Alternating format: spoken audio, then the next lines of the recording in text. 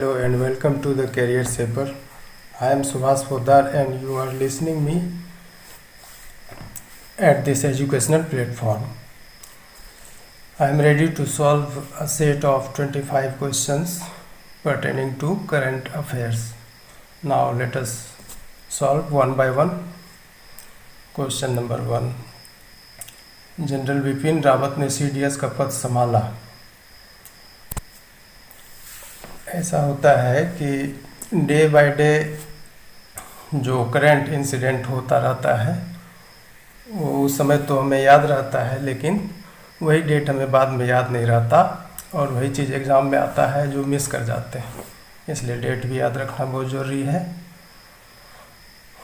तो अगर आपको याद होगा तो इन्होंने CDS का पद कब संभाला था, तो 31 दिसंबर 2019.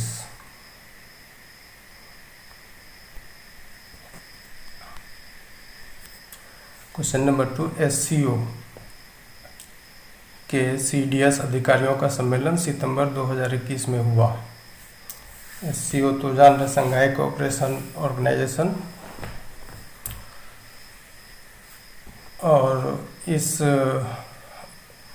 SCO में CDS ऑफिशियल्स का मीटिंग हुआ अभी हाल फिलहाल में सितंबर 2021 में. तो ये कहाँ हुआ, इसमें जनरल बिपिन रावत भी हिस्सा लेने गए थे. तो ये रूस में हुआ था.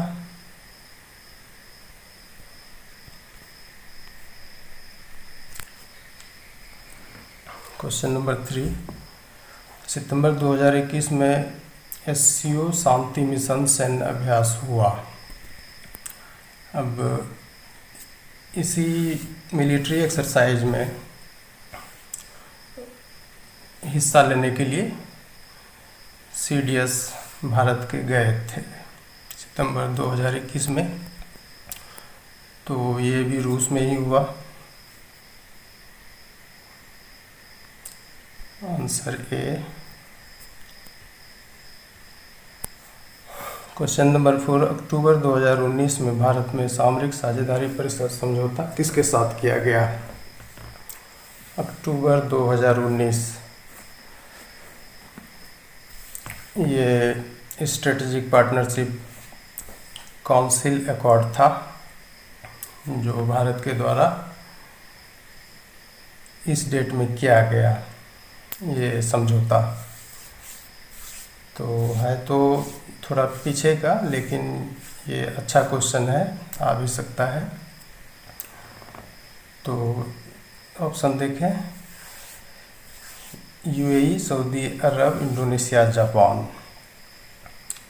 तो इस तरह का समझौता हुआ था सऊदी अरब के साथ. तो आंसर हो जाएगा बी. Question number 5. किस देश में भारत ने सलमा बांध का निर्माण किया. अगर थोड़ा सा भी याद होगा तो सलमा डैम यानी अफ़गानिस्तान. आप जानते हैं कि इंडिया का बहुत बड़ा इन्वेस्टमेंट अफ़गानिस्तान में लगा हुआ है, लगभग 17,000 करोड़ का. तो उसमें से एक ये भी है, सलमा डैम का निर्माण भी भारत ने कराया अफ़गानिस्तान में. तो आंसर हो जाएगा बी.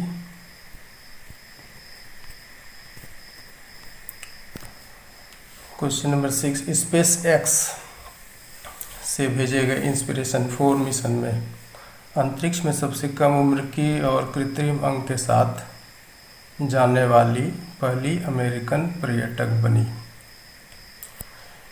ये SpaceX एलन मस्क का है जो स्पेस टूरिज्म के लिए वो स्पेस क्राफ्ट बनाता है और उससे रिलेटेड बिजनेस भी करता है, स्पेस टूरिज्म से रिलेटेड. तो उसी से रिलेटेड ये इंस्पिरेशन 4 मिशन है जिसमें 4 व्यक्ति को अंतरिक्ष में भेजा गया टूरिज्म पर्पस से.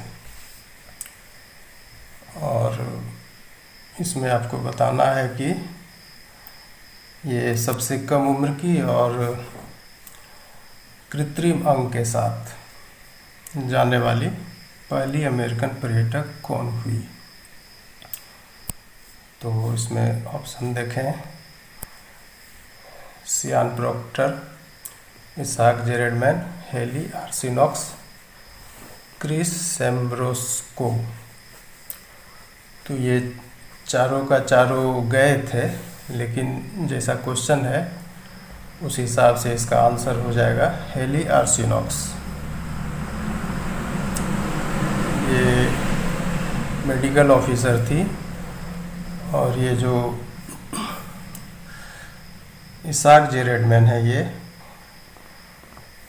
ये बिलियनर हैं और इन तीनों का स्पॉन्सरर भी थे स्पेस में ले जाने के लिए। तो इसमें से एक सियान प्रोक्टर कम्युनिटी कॉलेज के टीचर हैं, ये कम्युनिटी कॉलेज के टीचर, और ये तो बिलियनर है, और ये मेडिकल ऑफिसर है आर्सिनॉक्स, और क्रिस सैम्ब्रोस्को ये एरोस्पेस डाटा इंजीनियर हैं ये। तो इस तरह से आपका आंसर सी हो जाएगा इसमें। क्वेश्चन नंबर 7, मराठी पुस्तक मास्टर और मास्टर्स के लेखक हैं। ये भी बहुत हाल फिलहाल का है, इस पुस्तक का विमोचन भी हुआ है। तो ये अमजद अली खान साहब का है, जो सरोद वादक है, noted sarod Maestro of India. Amjad Ali Khan का ये book master on masters.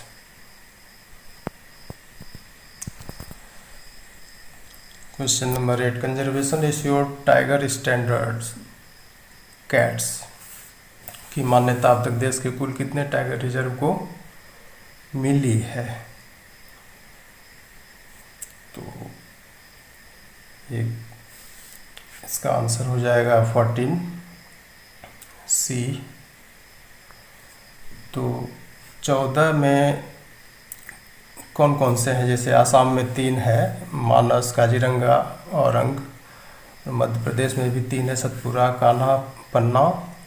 Maharashtra में 1 है पेंच, बिहार में भी 1 है वाल्मीकि टाइगर रिजर्व बीटीआर, और यूपी में भी 1 है दुधवा, वेस्ट बंगाल में 1 सुंदरबन, केरला में परम्बिकुलम, कर्नाटक में बांदीपुर, तमिलनाडु में 2 मुदुमलाई और अन्नामलाई में। तो कुल मिला के 14 टाइगर रिजर्व हैं जो भारत में कैट्स की मान्यता पा चुके हैं।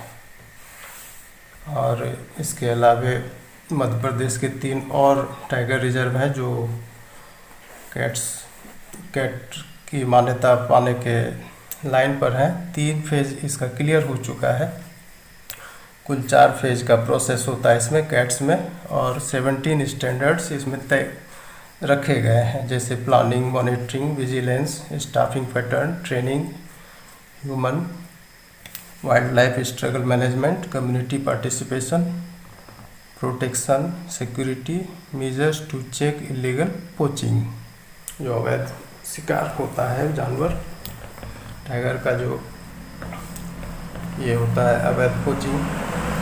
तो इस तरह से कैट्स की मान्यता अब तक देश में कुल 14 टाइगर रिजर्व को मिली है। क्वेश्चन नंबर, भारत में वर्तमान में भारत में शेयर बाजार और जीडीपी का अनुपात है। ये तो यूनिक क्वेश्चन है, शेयर बाजार और जीडीपी का अनुपात। तो इसका आंसर हो जाएगा आपको 110%।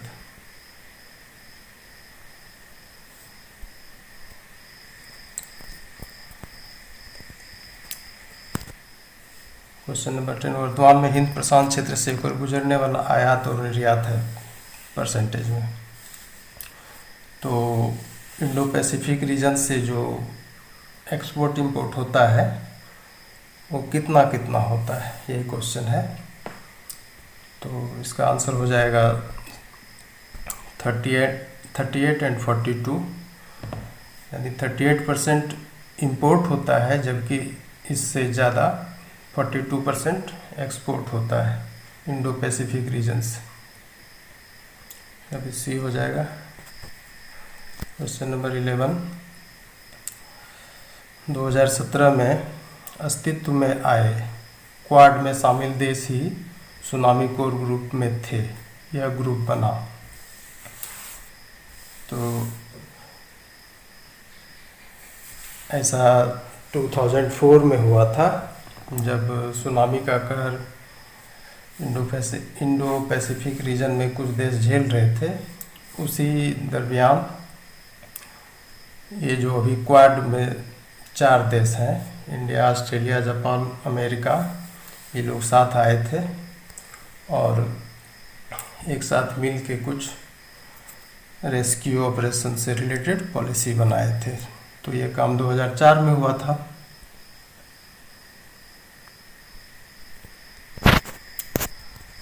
क्वेश्चन नंबर 12, क्वाड को एशियन नाटो की संज्ञा दी।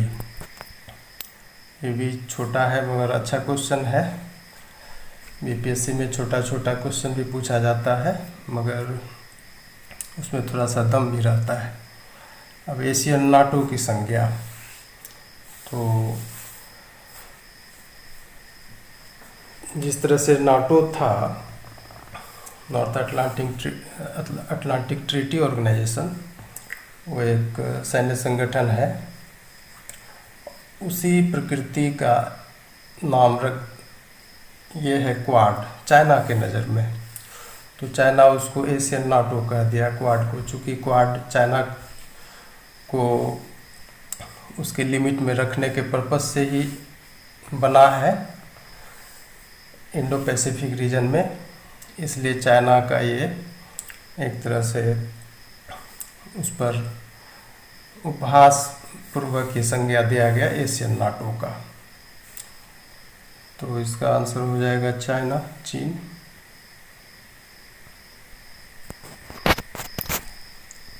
क्वेश्चन नंबर 13, भारत का सबसे बड़ा ट्रेडिंग पार्टनर है।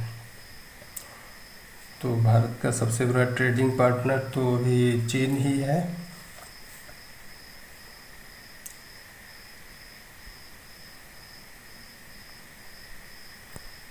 उसके बाद यूनाइटेड स्टेट है। क्वेश्चन नंबर 14, क्वाड 2.0 की शुरुआत हुई। ये क्वाड 2.0, क्वाड 1.0 सब अच्छा ये है, टर्म है, क्वेश्चन आ भी सकता है। तो क्वाड 2.0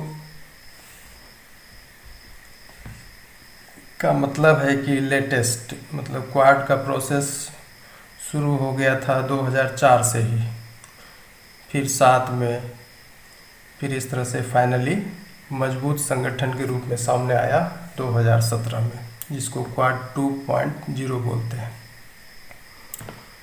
तो आंसर हो जाएगा डी, 2017। क्वेश्चन नंबर 15, क्वाड के चारों देशों ने पहली बार मालाबार नौ सैन्य अभ्यास में हिस्सा लिया था, जिसे क्वाड 1.0 कहा जाता है। तो ये मालाबार जो नेवल एक्सरसाइज होता है, ये जो भी क्वाड में चारों देश है, ये चारों देशों ने पहली बार उसमें हिस्सा लिया और उसी को क्वाड 1.0 कहा जाता है। तो ऐसा हुआ कब? तो इसका आंसर हो जाएगा 2007, क्योंकि 2004 में तो चारों देश जुटे थे, सुनामी कोर ग्रुप बनाए थे, फिर उस समय भी बातचीत हुई एसोसिएशन बनाने का चारों का आपस में, और फिर ये बात 2007 में ये नेवल एक्सरसाइज के सामने के समय हुआ। तो 2007 हो जाएगा इसका आंसर।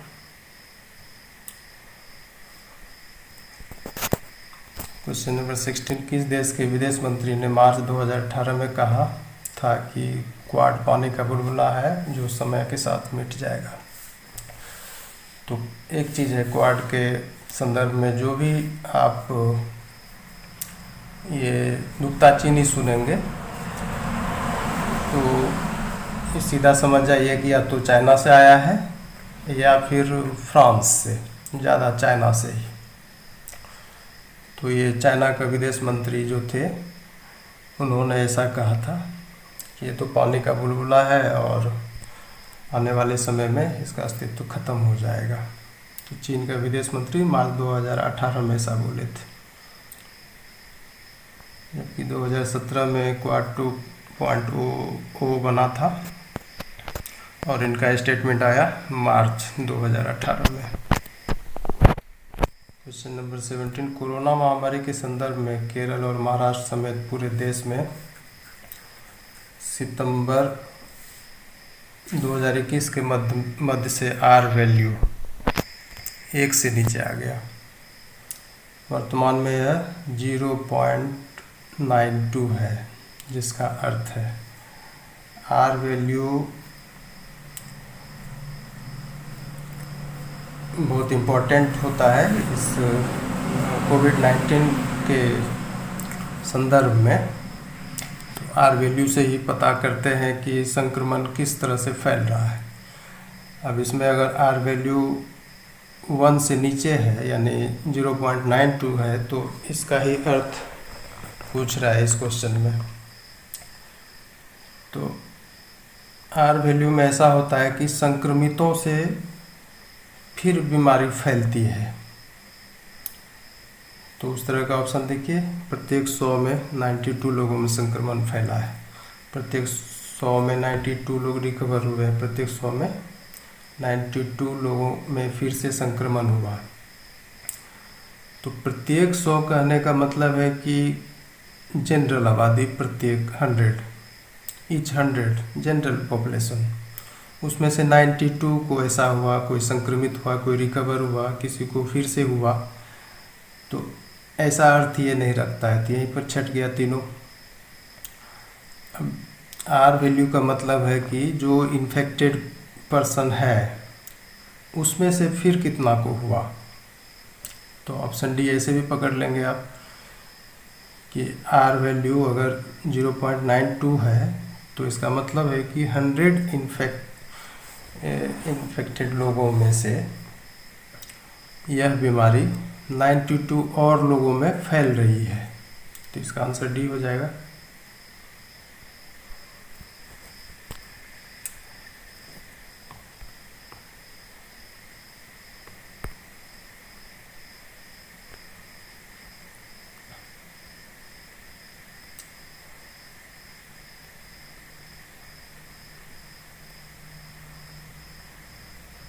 क्वेश्चन नंबर 18,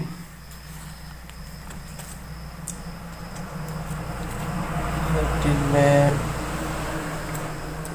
एवरग्रैंड संकट, ये भी चर्चा का विषय बना हुआ है। एवरग्रैंड संकट वर्ष 2008 में आए अमेरिका के सब प्राइम संकट जैसा है। एवरग्रैंड सबसे बड़ा रियल एस्टेट डेवलपर है, बताना है किस देश का है। तो सबसे पहले तो 2008 में जो आया अमेरिका में सब प्राइम क्राइसिस उसको बोलते हैं, यानी प्राइम लैंडिंग रेट से नीचे रखकर जो लोन प्रोवाइड कराया गया, फाइनेंसिंग का काम किया गया अमेरिका में, उससे वहाँ की इकोनॉमी में रिसेशन की स्थिति आ गई कि बहुत दिन तक रहा रिसेशन, मंदी के दौर से गुजरा। तो ठीक उसी तरह का संकट अभी एवरग्रैंड संकट चाइना में आया हुआ है और वहाँ का एक रियल एस्टेट डेवलपर है ये सबसे बड़ा। तो अभी भी वो इसी दौर से गुजर रहा है। तो इसका आंसर हो जाएगा चीन का एवरग्रैंड।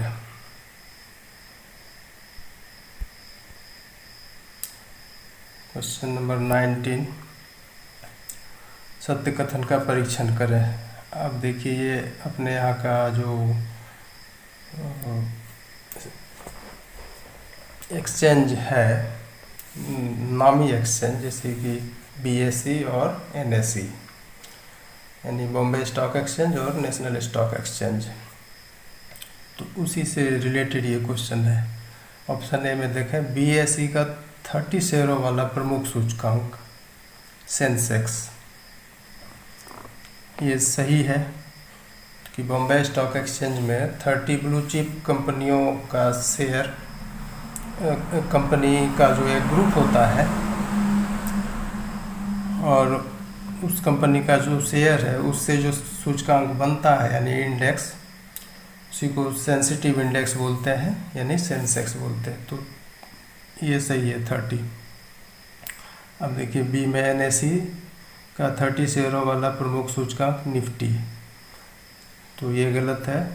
NSE में, नेशनल स्टॉक एक्सचेंज में 50 ब्लू चिप कंपनी का शेयर का सूचकांक निकाला जाता है, उसको निफ्टी बोलते थे, ये भी गलत हुआ। फिर BSE का 50 शेयरों वाला, तो ये भी गलत हुआ। और NSE का 50 शेयरों वाला ये सही है। तो आपको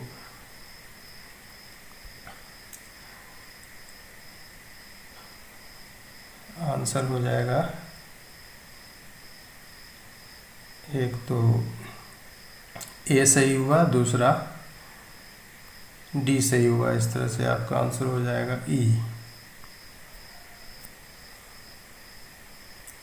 क्वेश्चन नंबर 20 देखें, पिछले 3 वित्तीय वर्षों में भारत का चीन के साथ व्यापार घाटा। तो पिछले 3 वर्षों के साथ भारत का चीन के साथ व्यापार घाटा। क्वेश्चन ऑप्शन बहुत अच्छा है, स्थिर रहा,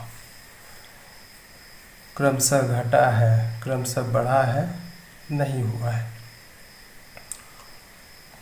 तो पिछले 3 वित्तीय वर्षों में जो ट्रेड डेफिसिट है इंडिया का चाइना के साथ, वो ग्रेजुअली डिक्रीज किया है।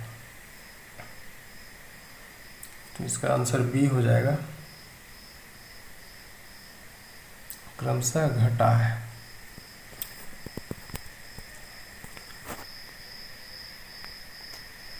क्वेश्चन नंबर 21, 15 अगस्त 2020 को प्रधानमंत्री ने नशा मुक्त भारत अभियान का शुभारंभ किया। इसके लिए देश के कितने जिलों को चुना गया? तो ये भी अच्छा प्रश्न है। नशा मुक्त भारत अभियान 15 अगस्त के दिन हुआ था 2020 में इसका शुभारंभ। तो इसमें पूरे देश के जिलों को ईयर मार्क किया गया था। तो ये नंबर बताना है कितना था। तो अगर याद होगा तो पकड़ पा रहे होंगे, 272। आंसर सी हो जाएगा। ड्रग्स तस्करी के लिए कुख्यात गोल्डन ट्रायंगल इन देशों के बीच का इलाका है। देखिए ये कभी कभी पूछता है इस सब टाइप का क्वेश्चन भी कि गोल्डन ट्रायंगल, स्वर्णिम त्रिभुज, और ये ड्रग तस्करी के लिए इनफेमस है, नोटोरियस है। तो ये एक ट्रायंगल है, तो इसका एक इलाका होगा, क्षेत्रफल होगा। तो किन किन देशों के बीच का इलाका है?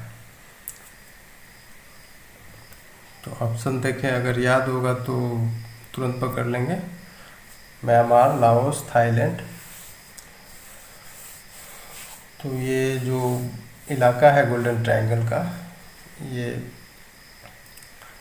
इंडिया के पड़ोस से शुरू होता है, म्यांमार से, और लाओस, थाईलैंड, ये तीनों देश एक तरह से कह लें कि ड्रग ट्रैफिकर्स के लिए हेवन है। और वहाँ एक ऐसा इलाका है जो त्रिभुज का रूप लेता है, उसी को गोल्डन ट्रायंगल बोलते हैं। तो इस तरह से आंसर हो जाएगा ए। देखिए इसी से रिलेटेड है, UNODC की रिपोर्ट के अनुसार वर्ष 2020 में वैश्विक अफीम उत्पादन में अफगानिस्तान का योगदान था प्रतिशत में। तो अफगानिस्तान तो ओपियम के लिए इनफेमस है, उसका ट्रैफिकिंग होता है पूरे वर्ल्ड में। तो अब ये यूएनओ डीसी की रिपोर्ट है, 2020 में आई थी। तो वैश्विक अफीम उत्पादन में अफगानिस्तान का योगदान आप कल्पना नहीं कर सकते हैं,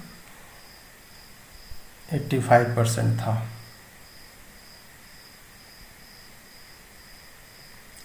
इतना अधिक योगदान इनका है अफगानिस्तान का। 24 गोल्डन ट्रायंगल से आने वाली खेप का पारगमन केंद्र यानी ट्रांजिट पॉइंट है। अब देखिए गोल्डन ट्रायंगल तो ड्रग ट्रैफिकिंग के लिए है नोटोरियस, और वहाँ से जो चलता है कंसाइनमेंट खेप, तो वो इंडिया में अगर आएगा तो उसका ट्रांजिट पॉइंट ऑप्शन के हिसाब से कौन है? मणिपुर, मिजोरम, असम, नागालैंड। तो हालांकि मणिपुर के रास्ते ये असम तक लाया जाता है, फिर वहाँ से इनसाइड इंडिया आता है। तो ट्रांजिट पॉइंट हुआ इसका असम।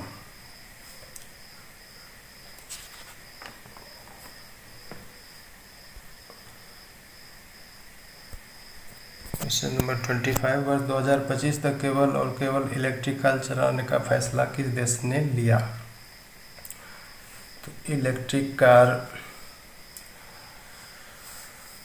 तो अब फ्यूचर का समझ लीजिए कंपल्सन है, इलेक्ट्रिक कार चलाना ही पड़ेगा। ये सब जो भी फॉसिल फ्यूल से जो कारें चल रही है अभी, इसको कम करते करते हटा दिया जाएगा। हालांकि इंडिया में भी बहुत कम है इसके प्रति जो अवेयरनेस है, वो धीरे धीरे फैलेगा, अभी उतना नहीं फैला। लेकिन और सब देश जो है जैसे डेनमार्क, नीदरलैंड, नॉर्वे, इंग्लैंड, यहाँ पे इससे रिलेटेड कुछ पॉलिसी भी बनाई गई है जिसका पालन भी किया जा रहा है। तो अब है क्वेश्चन कि 2025 तक केवल और केवल इलेक्ट्रिक कार चलाने का फैसला किस देश ने लिया है? 2025 को टारगेट ले लिया है कि सिर्फ इलेक्ट्रिक कार ही चलेगी। तो वैसा देश है नॉर्वे। अब देखिए इसमें डेनमार्क और नीदरलैंड, ये दोनों देश 2030 तक इसका टारगेट लिया है, और इंग्लैंड 2035 तक सिर्फ और सिर्फ इलेक्ट्रिक कार ही चलाएगा। तो इस तरह से 25 क्वेश्चन का सेट का आंसर थोड़ा बहुत डिस्कशन के साथ समाप्त होता है। फिर मैं दूसरा वीडियो लेके आऊँगा। तब तक के लिए धन्यवाद, फिर मिलेंगे।